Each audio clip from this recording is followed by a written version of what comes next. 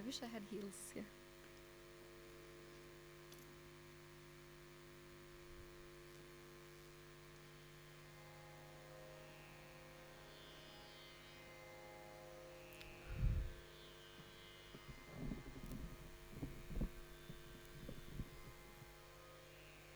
Can everyone hear me okay? Thank you.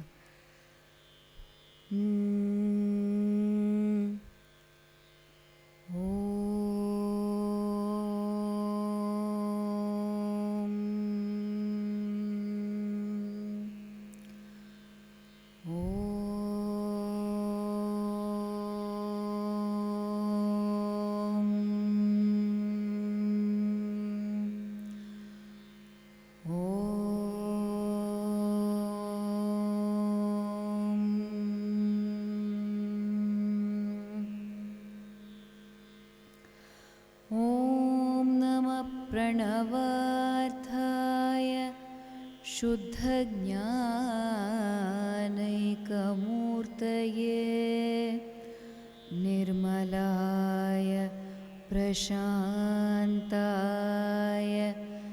दक्षिणामूर्तये नमः।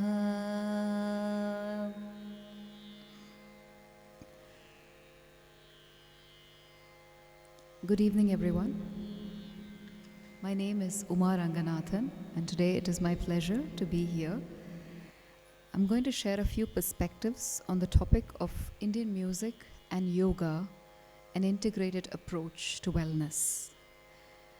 In terms of background, I'm born and brought up in the city of New Delhi. Although my nativity is South Indian, I'm a Tamilian. And I have been trained in Indian classical music since the age of 4, and I continue to be trained. And I'm a performer, a teacher, and also a music therapist. I'm also trained in Indian classical dance, Bharatanatyam, for over 2 decades. And in terms of my pursuit in arts, I have founded and I run the Art to Heart Institute in Norway, where we train a lot of youngsters as well as adults in different art forms. We do performances, we do lecture demonstrations of this nature as well. So I'll start briefly with just a song, and then I will explain why I picked the song in just a moment.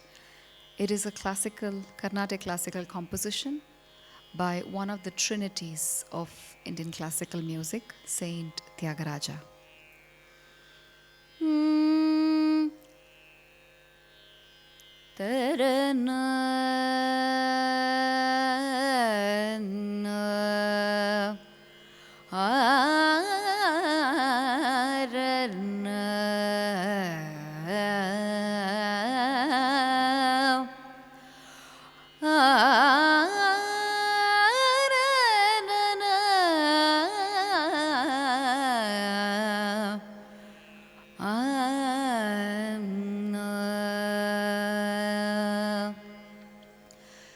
नाभि हृत्कण्ठरसना नाभि हृत्कण्ठरसना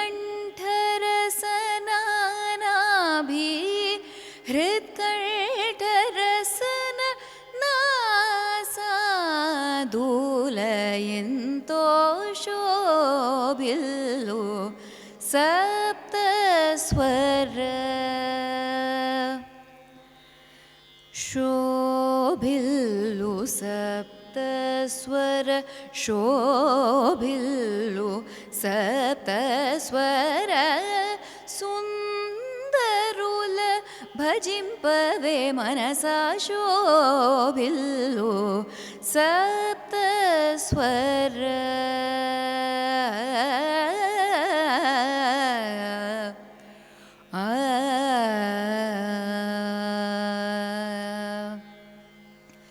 So the reason for me choosing this composition is in this song, Saint Tyagaraja, usually he sings a lot about devotion and his devotion to Lord Rama. But in this one, he's particularly chosen to talk about how sound emanates. And therefore, he's offering his homage to sound and to the 7 notes that form the basis of any music. So he says, Nabhi, Hrit, Kantha, Rasana. So where does the sound come from in our body? We activate it not from our throat, we activate it from our navel and all the way to the heart, and then the throat, and then to our mouth, and then we also use our nose. So the reason I picked this song is just to show how music and yoga or the use of our body cannot be separated. Music is not just about a sound that our throat produces. It is an exercise where the body, the mind is completely engaged. So if I start a little bit with just some basic introductions to Indian classical music to set a baseline, we have 3 very important concepts. The first concept is called Shruti. What you hear right now, it's called a pitch. So Indian music is grounded on a pitch. We keep the pitch constant and then we build the ragas or scale on it, as opposed to Western music where we have different pitches that are employed. So all life, our quest is to be practicing and perfecting notes based on that one pitch. So here I've chosen the pitch of G sharp. This is my penance every day where I spend time on just practicing on G sharp. And I'll come back to why the concept of Shruti is very important. The second concept for us to keep in mind is raga or scales. Scales or ragas are, at the base, they are a combination of 7 of the notes. They could be different permutations and combinations. You can have ragas with all the 7 notes, all the 7 in ascending and descending, some notes in ascending, others in descending, different types of scales. But what is more important for us to realize is it's not just a mere combination of notes that makes raga. Raga is actually something that an emotion that gets conveyed. And that's also the second thing which I will come back to. So we'll hold that as a second concept. The third concept is tala. Tala is rhythm. Now, rhythm is not unique to Indian music. Rhythm is common to all music forms. But what's really interesting about Indian music is A, it's the speeds at which we sing. B, it is the different numbers that we employ in a cycle. We have a cycle of 3, 4, 5, basically 175 rhythmic scales that we have, cycles. So to work with those is also another form of interesting practice. So these are the 3 things I want us to remember at the start, which is Shruti, Raga, and Tala. And we'll come back to these 3, how they're employed with yoga. So then let us try and understand some basics on yoga. Many people tend to think yoga means what we hear every day, which is body postures. But the concept of yoga actually goes back, both music and yoga, the concept goes back all the way to the Vedas, the ancient texts. And it's not yet been humanly possible to put a date to Vedas, right? We know some people say the Vedic period was 5,000 years, but that's when we got the documents. Before that, it's been passed on through years. That's why it's called Shruti. So music is part of the Veda called Samaveda. Yoga is part of Rig Veda. It is also part of the Upanishads. Some other parts of yoga are also in Bhakti Yoga, Bhagavad Gita, etc. So let's just quickly look at some forms of yoga, because what we've heard most popularly is the body one, or body postures. But if I start really quick, Bhakti Yoga, Jnana Yoga, Karma Yoga. Yoga is any form of penance, any form of practice, deep practice that is sort of undertaken by us. Bhakti Yoga is one which is about devotional practice. Jnana Yoga is about going deep into wisdom and knowledge and internalizing that. Then you have Karma Yoga, which is action, but action for the pleasure of action, not seeking an outcome or not seeking any expectation in return. Then you have Raja Yoga. Raja Yoga is where we talk a lot about meditation and strict discipline and adherence. Then we have Hatha Yoga, which is what we are all very popularly familiar with, body postures and yogic asanas. We have Mantra Yoga, so mantras or chants, which are used to the employment of meditation, consciousness, all of those. We also have Tantra Yoga. Tantra Yoga is ritual practices which are done with a lot of discipline and a lot of accuracy to be able to yield the right results. So, why I'm establishing this baseline is because now we're going to connect these two and see how they are interlinked. So, let's start with Shruti. Sa. Any bass note is extremely important for us to practice meditation because that gives you a stability point. So that's why when we start with Om,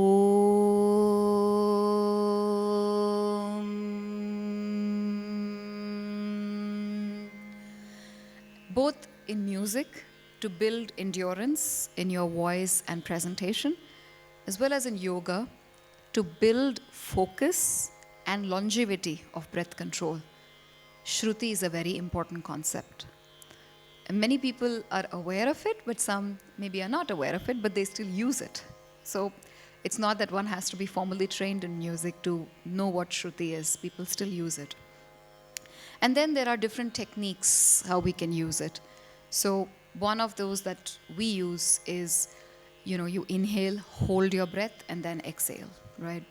And when you exhale, you can use A, U, That's the Om, but split into 3 parts.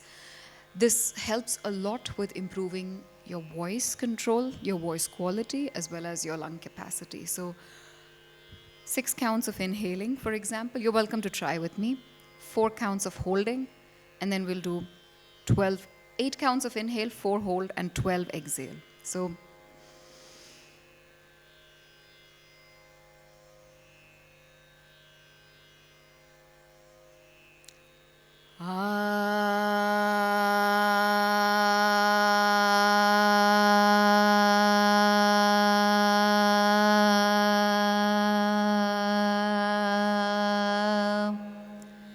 Then let's try U. Same, 8 inhale, 4 hold, and 12 exhale.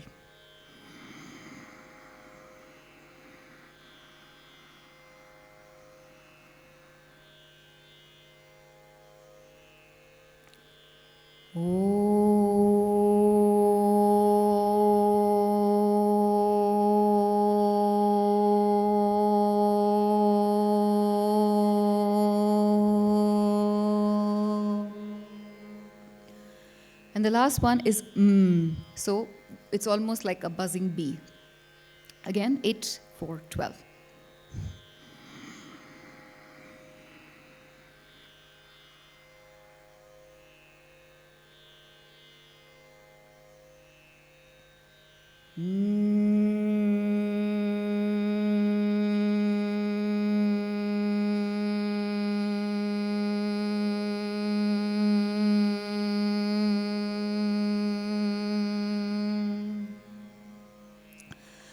So one of the suggestions I would have is those of us who are interested in meditative practice, you can do the same cycles. You can do inhaling with one nostril, exhaling with other, the anuloma viloma, or in left inhale, right exhale, or right inhale, left exhale, both of them. You can use any sort of app, or there are professional sort of apps for Shruti. It gives you a lot of focus. So that would be one of my suggestions to see if you want to try it out. And then if I build another example, those of us who know a breathing practice called Bhramari, that helps in controlling your senses. So you close your ears with the thumb, and then you have your little finger here, and I can show it here. So with your ears, 1, 2, 3, you held all of your heart. And the same exercise, we inhale and then we exhale as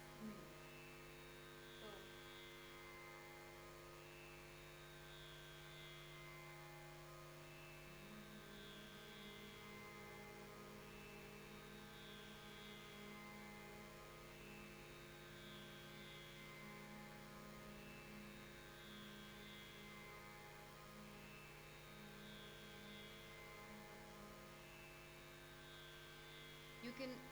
We can also do this with, that takes me to the next concept, which is, we said raga, right? So different notes. You can meditate on different notes as well. So we now did sa. If you want to create more energy, you can try on a slightly higher note as well. So let me give it a try with sa, re, ga, ma, pa. The same exercise, Brahmari, with pa. So control our senses. Inhale.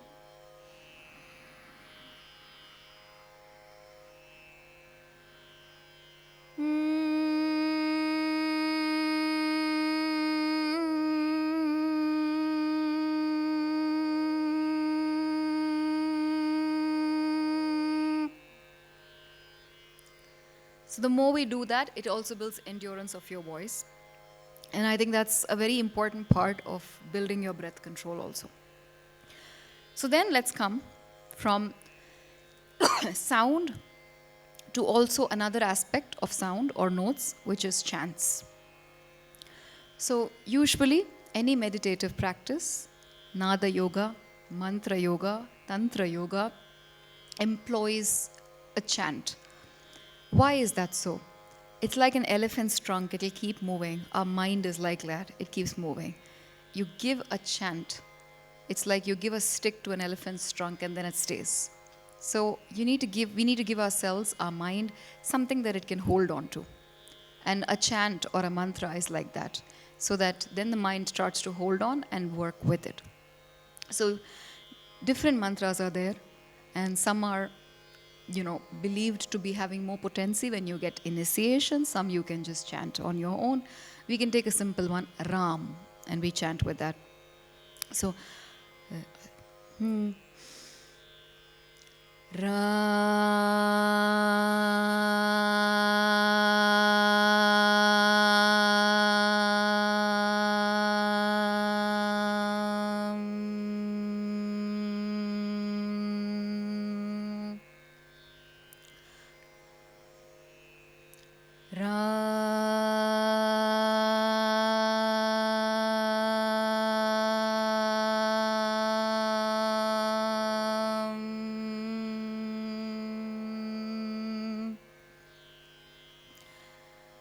So different notes I'm trying.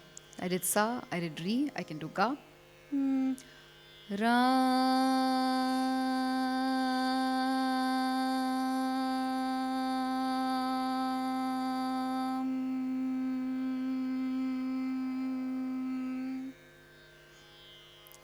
So different notes can be employed with different chants, and they help create a very good impact for us when you're practicing chanting. Let's take the second concept of raga, which starts to bring a lot of flavor. How many of us have heard of the concept of raga? Yeah, some scales, some things. And ragas can actually give a lot of different emotions. So let me take a few examples. Some ragas can emote playfulness, joy. So,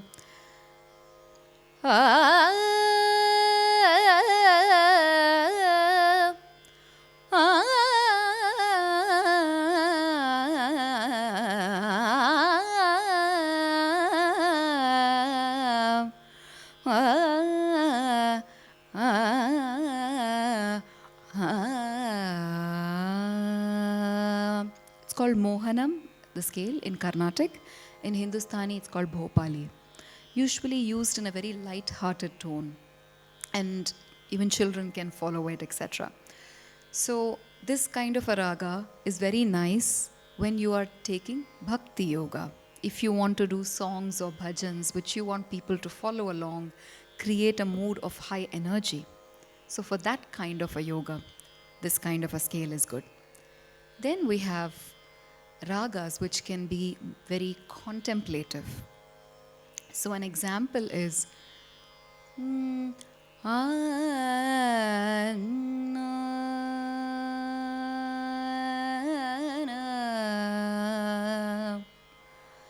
na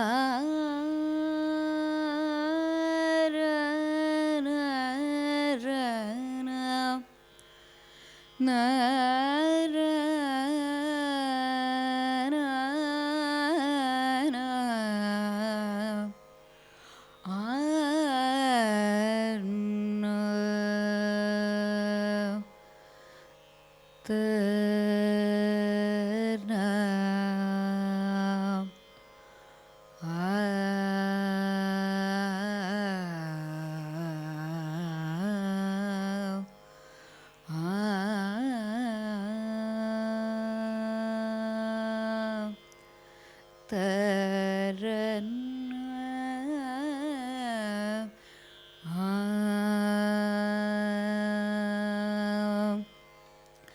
raga is called Pantuvarali in Carnatic. In Hindustani, it's called Purya Dhanashri. It is usually used in forms like chants, or when you are taking Hatha Yoga, bodily yoga postures, where you want an environment of meditation, contemplation, depth, introspection. Those are the kind of emotions a raga like this can create. Then we also have a raga, for example, that creates compassion.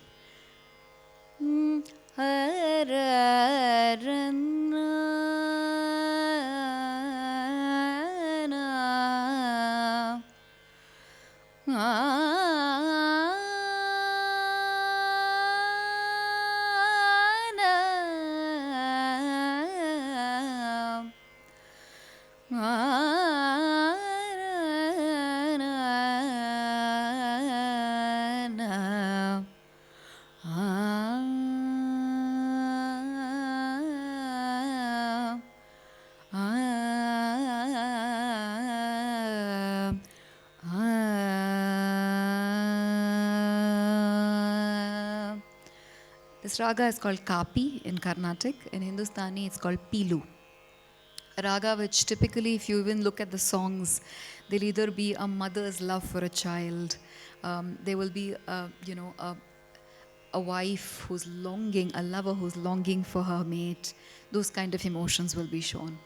So these ragas, again, can be used a lot when we think about therapy, when we think about yoga for healing.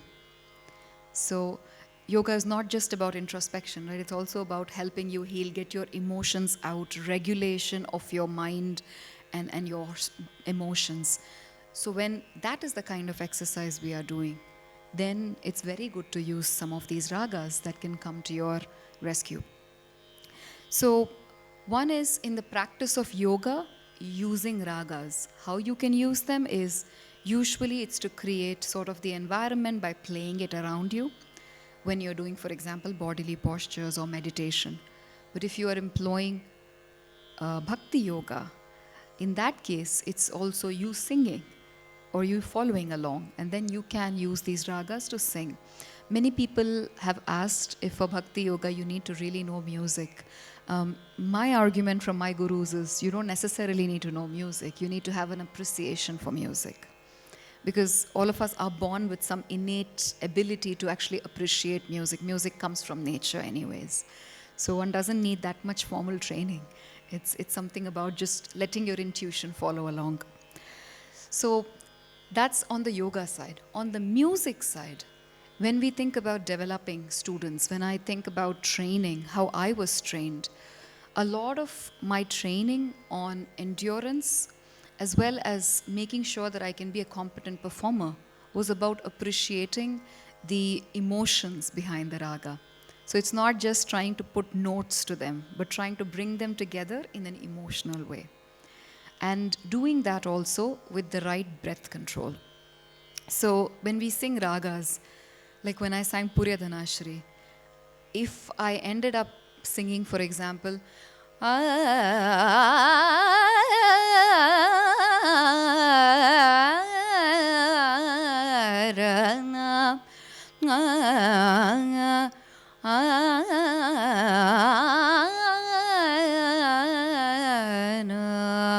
well, that's one way of creating an emotion. Or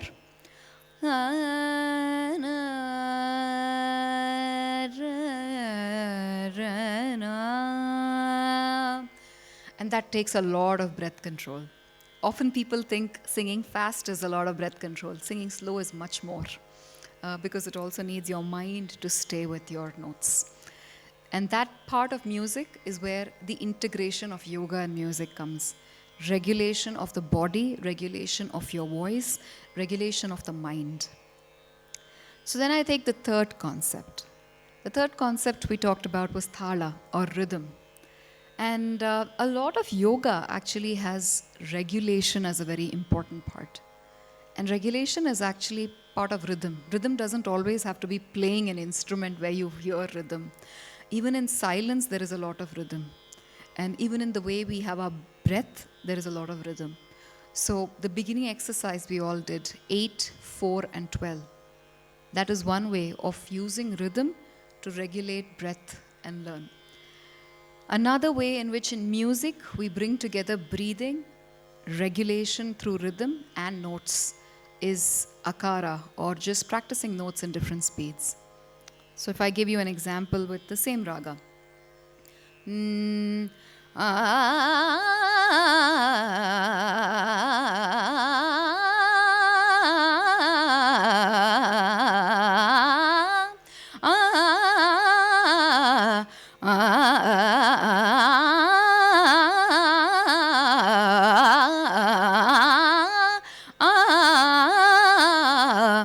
so all of these are inhale, exhale exercises that we start from the beginning of our lessons to be able to build endurance. Again, it's based a lot on inhaling, exhaling.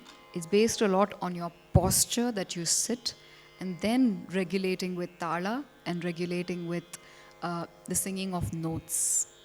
So these are extremely interlinked concepts that we have been using quite a bit in between music and yoga. So some suggestions, and then I'd like to just see if any of you have any questions and or points and reflections.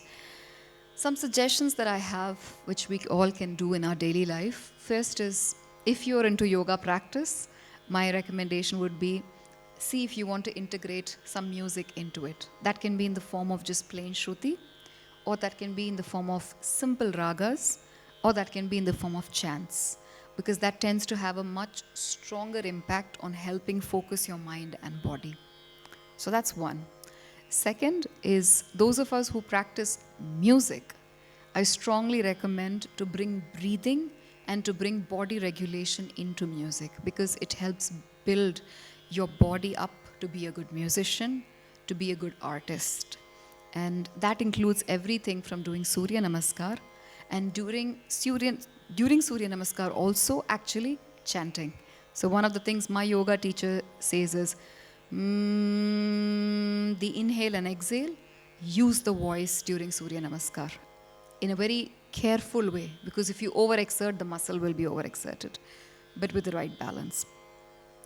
Third, if you are somebody who would like to engage in, say, bhakti yoga, then employment of simple music is extremely helpful. When you have small chants or small bhajans, using ragas to be able to bring the right emotions brings yoga and music in a very nice way together. And last is, in your daily life, my recommendation would be, in your daily activities, when you are either, say for example, cooking, or those of us who work, if we can integrate sound and regulation of breathing, it helps us a lot in terms of going through or regulating stress. So one of the things I do at work is, from time to time, every hour, just take a few sort of inhale and exhale and just listen to some chant. And that helps regulate not just the breath, but also take a step back and think, life is much bigger than all the things that we deal with in that moment, and give a more bigger perspective to life. So some of these synergies I would like you to try in your life, where you can bring some music and some yoga, or any form of yoga, whether that is postures, meditation, bhakti yoga, the practice of any tantras or mantras, any of these together. And hopefully you will see some difference. So let me pause over there, and I'd like to just take any reflections, any questions, any experiences from your side that you have had. Please.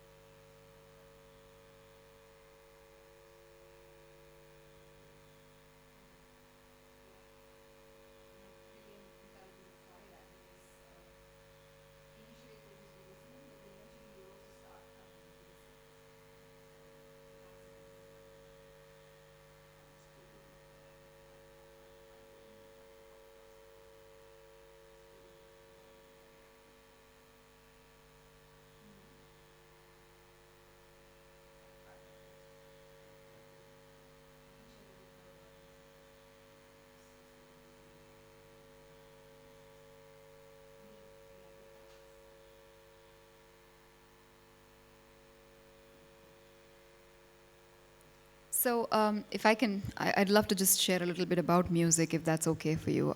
Also, just to give you some perspective on Indian classical music. So, uh, as I said, the roots of Indian classical music are going all the way back into the Vedas. Samaveda, the third Veda among fourth, is known for sort of music. And the seven notes are described in there. These are sounds of nature, as it says. So, for example, a peacock, the sound that a peacock creates is supposed to be the sound of a sa note. Sa. And now I'm not able to create it like a peacock, but I've read about it, so I'm just sharing it based on that. Similarly, a bull is supposed, the sound that a bull creates is actually a re. Re. That's why it's called also Rishabham. So every note is tied to a sound of nature.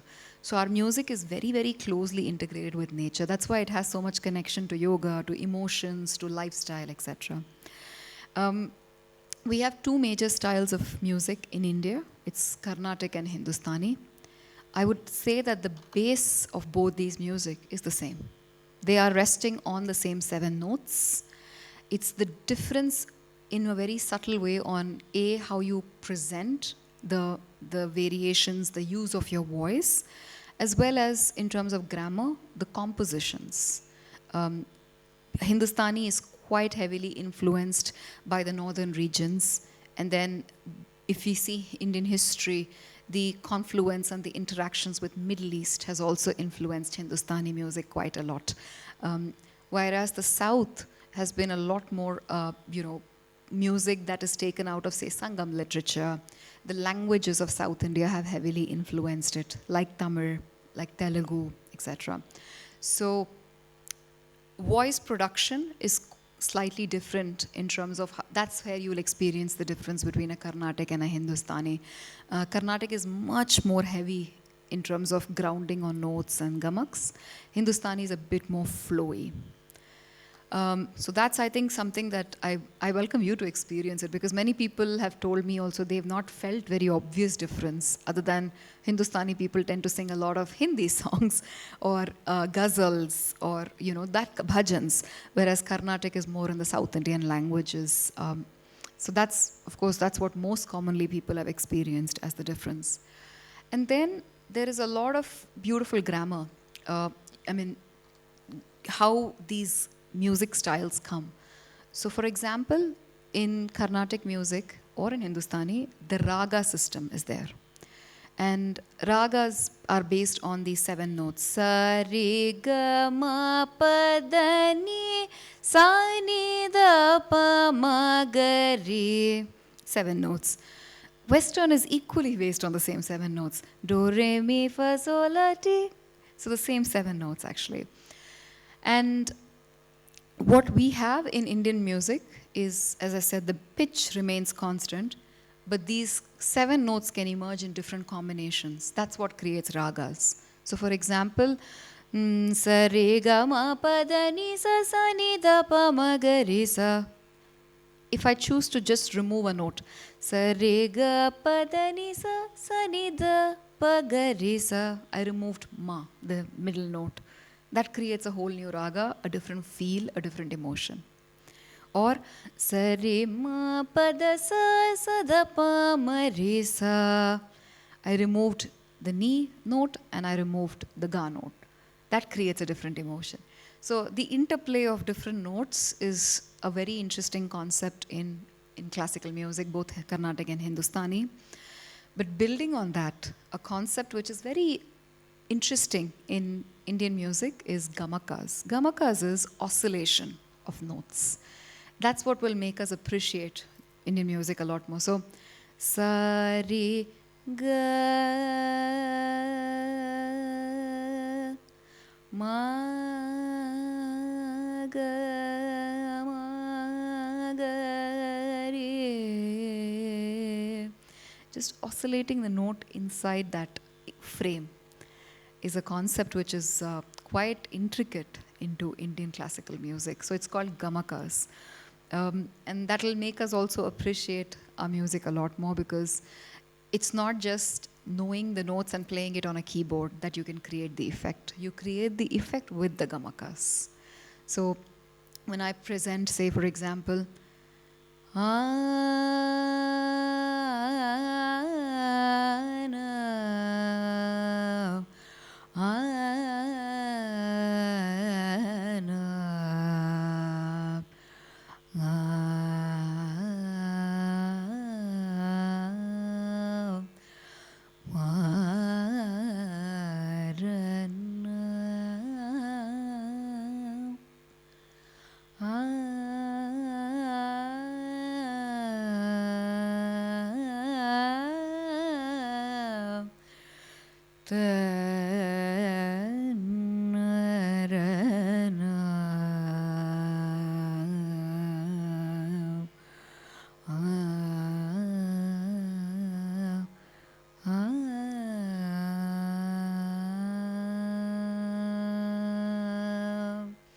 so if I had sung it as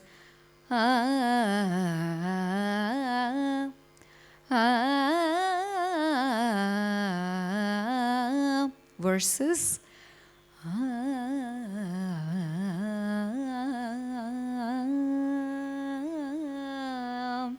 it creates a whole world of a different experience, and that's very unique to our music, where we train all life on that one thing called gamakas, oscillations. So amongst our music system, these are some of the unique characteristics. Then the concept of tala, as I said, rhythm is quite intricate. So we usually use one of our hands, usually the right hand, to emote talas. We keep count of the cycle of beats. And in South Indian classical music, the concept is beautiful because it starts with prime numbers. So 2, 3, 5, 7, 9. 2 is taken more as 4. So these are the 5 basic numbers that the concept starts with: 3, 4, 5, 7, 9. And then they are interplayed with sort of 7 talas that we are calling, or rhythmic cycles. And they multiply to give you 35 variations, further multiply to give you 175 variations. So a simple demonstration, most of us would have been used to the cycle of 8 beats. So it's 1, 2, 3, 4, 5, 6, 7, 8 that we play with our hands. The same, we can do 6 beats.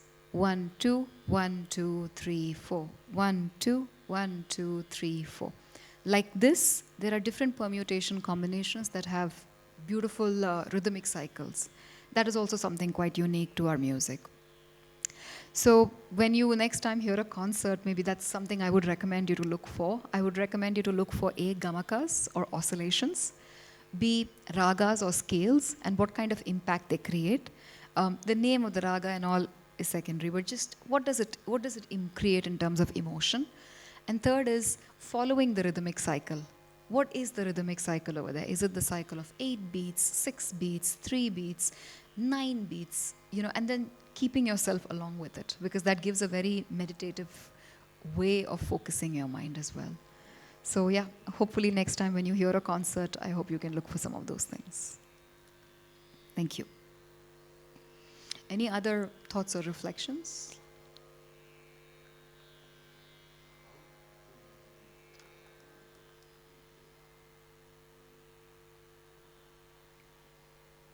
To visualize. Mm-hmm.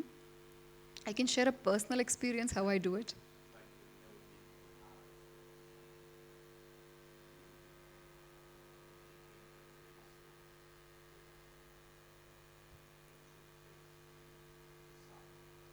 Definitely. Wonderful question, actually. And I can share 2 personal experiences, how I would envision, say, let's take Varanasi for that matter. Either it is, actually 3. So first, let's take the concept of chanting. Varanasi is usually associated with Lord Shiva, Vishwanatha. And one way of visualizing Varanasi is through the chant of Om Namah Shivaya, And then some ragas are also associated to deities. So for example, for usually Lord Shiva, a raga that's usually employed is Revati.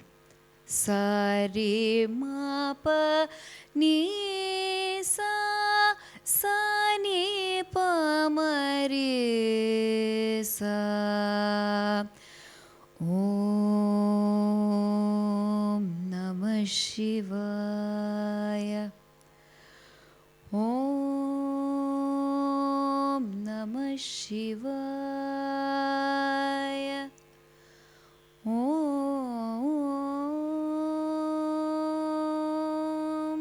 Namah Shivaya. Om Namah Shivaya. Om Namah Shivaya. Om Namah Shivaya. Om Namah Shivaya. Om Namah Shivaya. Om Namah Shivaya. Om.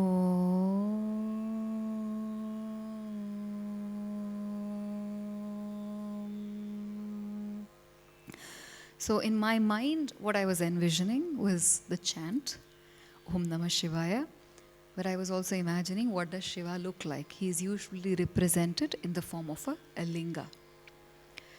So for me, that's when I chant from ascending and then descending.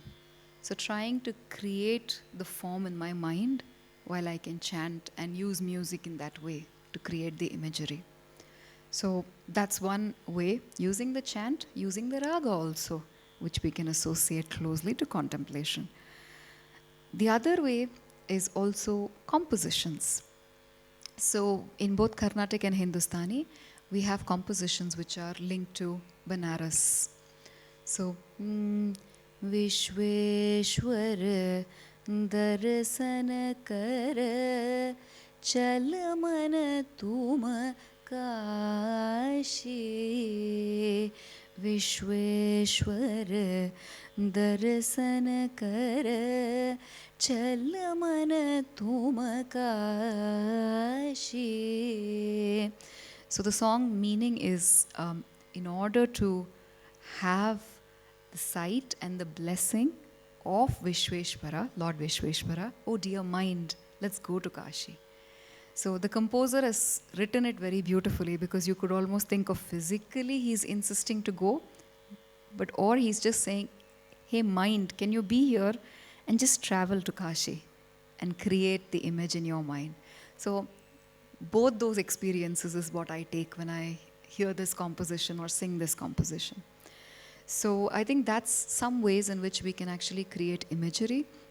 A lot of imagery can be created also in singing just raga. So one of my favorite rags is Yaman in Hindustani, or Kalyani, which we call in Carnatic. And the imagery I think of is, I'm very fond of goddess Lalita. So can I create Lalita in my mind? Can I imagine her when I sing Kalyani Raga? So Lalita is beautiful all the way. She has these small bells on her feet. She has intricate jewelry. She has beautiful eyes. She has a neck that is so elegant. So if I have to imagine that and then sing the raga.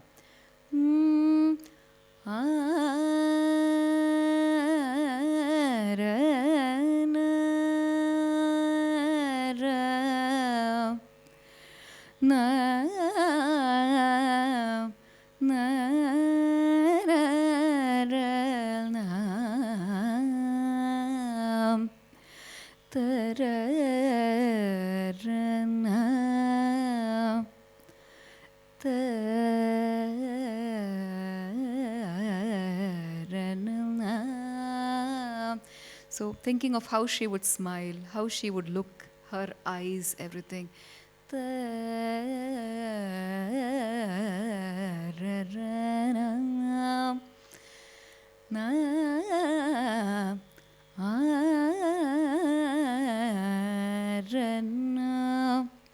So how would her earrings move when she moves her face?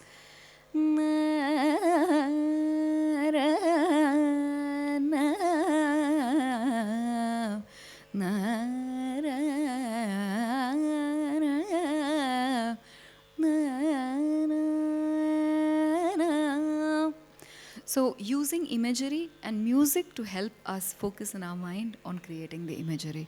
Ragas, at least I have experienced personally, they come a lot as a musician to my help to create that imagery. So, yeah.